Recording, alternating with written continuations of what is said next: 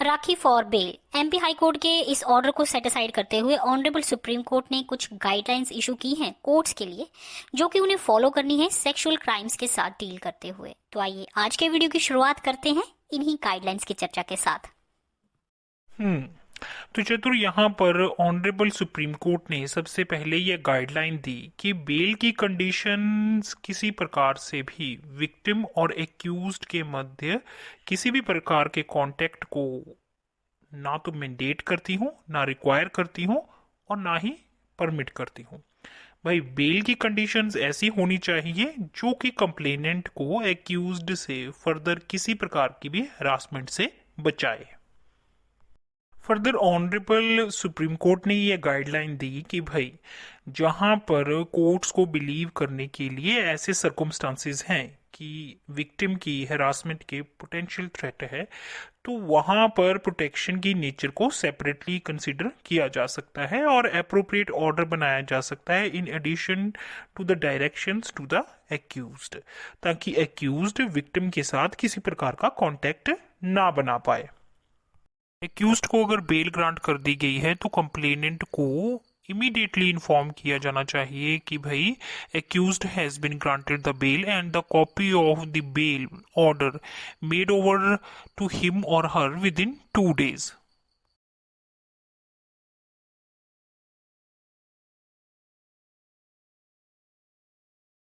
Further honourable supreme court ने यह guideline दी कि भाई, बेल की जो कंडीशंस हैं वो विमेन या सोसाइटी में जो उनका प्लेस है उसको लेकर किसी प्रकार से भी स्टीरियोटिपिकल या पेट्रियार्कल नोशन को रिफ्लेक्ट ना करती हो और वो स्ट्रिक्टली सीआरपीसी की रिक्वायरमेंट के अकॉर्डिंग ही हो।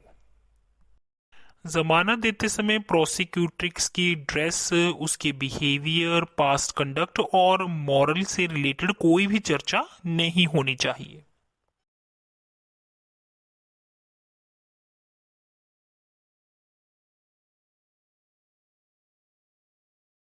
जेंडर रिलेटेड क्राइम्स के केसेस को डील करते समय, उनका निर्णय देते समय कोर्ट्स को किसी प्रकार से भी प्रोसिक्यूट्रिक्स और एक्यूज्ड के मध्य कॉम्प्रोमाइज के स्टेप्स को ना तो इनकरेज करना है, ना ही एंटरटेन करना है कि भाई प्रोसिक्यूट्रिक्स या एक्यूज जो हैं वो मैरिज कर लें, क्योंकि ऐसा कोई भी कॉम्प्रोमाइज कोर्ट्स की पावर्स और उनकी जुरिडिक्शन के बियॉन्ड है।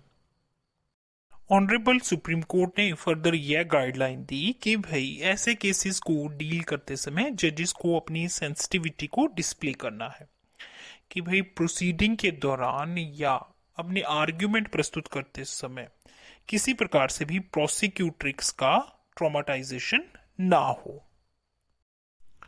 जजेस को किसी भी प्रकार से ऐसे वर्ड्स का प्रयोग नहीं करना चाहिए जो सर्वाइवर के कोर्ट्स की फेयरनेस और इम्पार्शियलिटी में जो कॉन्फिडेंस है उसको शेक करे।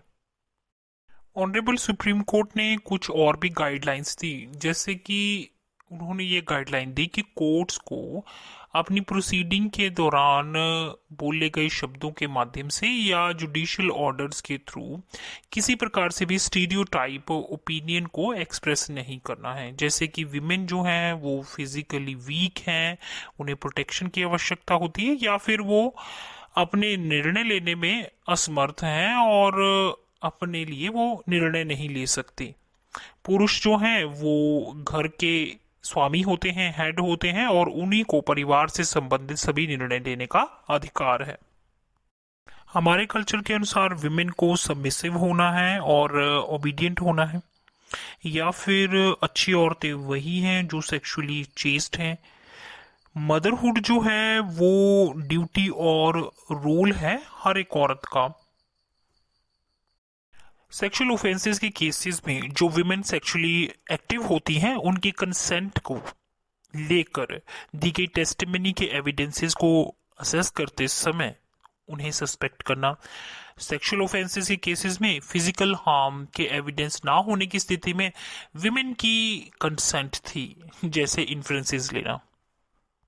फर्दर ऑनरेबल सुप्रीम कोर्ट ने यह गाइडलाइन भी दी कि जजेस की फाउंडेशनल ट्रेनिंग में जेंडर सेंसिटाइजेशन का मॉड्यूल जो है वो इंक्लूडेड होना चाहिए और इस मॉड्यूल का एम स्पेसिफिकली जजेस को उन सभी टेक्निक्स की जानकारी देना है जिसके द्वारा कि वे सेक्सुअल असॉल्ट से रिलेटेड केसेस की हियरिंग और उनके निर्णय लेते समय ज़्यादा से ज़्यादा अधिक से अधिक सेंसिटिव हों ताकि सोशल बायसेस और जो मिसोजिनी है उसको समाप्त किया जा सके।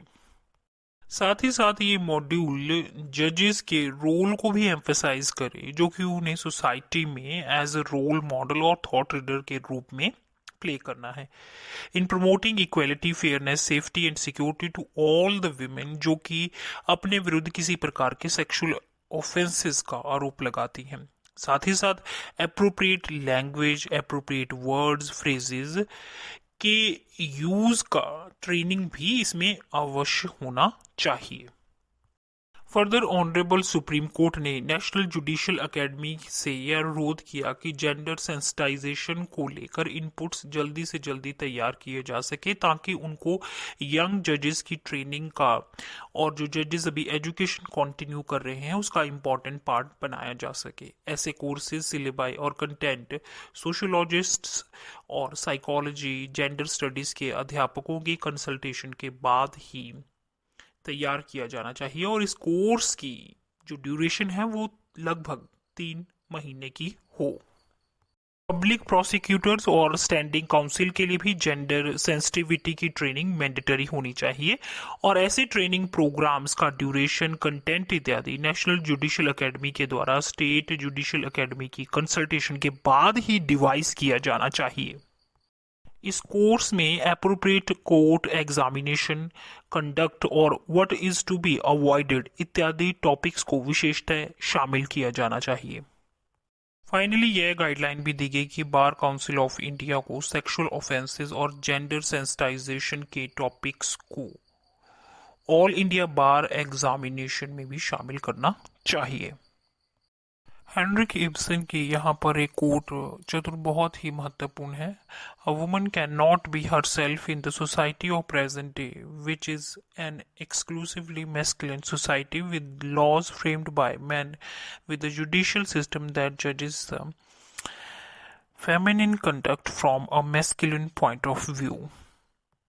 विमेन के अगेंस्ट सेक्सुअल ऑफेंसेस के जितने भी केसेस हैं जैसे कि मथुरा रेप केस, निर्भया और भंवरी देवी केस है, हमारी सोसाइटी ने इनसे भी कोई सीख नहीं ली। तो आज यहाँ पर आवश्यक है कि विमेन के अगेंस्ट सेक्सुअल ऑफेंसेस के नोशंस और कॉन्सेप्ट की क्लैरिटी ज़रूर हो ताकि सोसाइटी मिसोजिनिस्ट और पेट्रियार्कल माइंडसेट और स्टीरियोटाइप थिंकिंग से ऊपर उठ सके। जैसा कि ऑनरेबल सुप्रीम कोर्ट ने कहा कि जजेस यहाँ पर और जुडिशियल सिस्टम बहुत इंपॉर्टेंट रोल प्ले कर सकता है एज टीचर और एज थॉट लीडर्स के रूप में। यह उनका कर्तव्य है कि वो अपने वर्ड्स एक्शंस के द्वारा सदा ही इम्पार्शल रहें और यदि कहीं उनसे चूक हो जाती है विशेषतः जेंडर रिलेटेड केसेस में तो यह जस्टिस की फेयरनेस के लिए घातक सिद्ध होगा और सर्वाइवर के लिए एक तरह से क्रुएलिटी। जी हाँ, ऐसे ही कुछ और इम्पॉर्टेंट केसेस के साथ आपके समक्ष एक बार फिर उपस्थित होंगे। तब तक के लिए दीजिए इजाज़त। धन्यवाद।